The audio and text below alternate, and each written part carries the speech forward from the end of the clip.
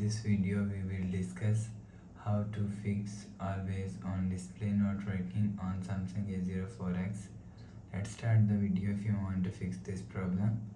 So first of all, go to app library, click on settings app. Now in setting, scroll down and click on notifications. After click on notifications, click on do not disturb. After click on do not disturb, make sure turn off do not disturb mode. After turn off do not disturb mode, go back to home screen. You will see your problem is solved.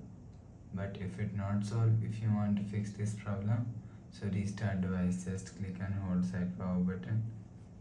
Click on this restart icon. Again tap on this restart icon. You will see your phone is restart. After restarting, enter phone pin. You will see your problem is solved.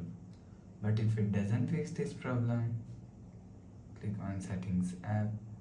Now in setting, scroll down and click on software update. Click on download and install. You will check your software update is latest. If it not latest, update your software latest. After update software latest, go back to home screen. You will see your problem is solved.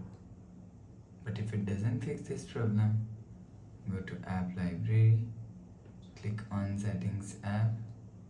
Now in setting, scroll down to and click on general management.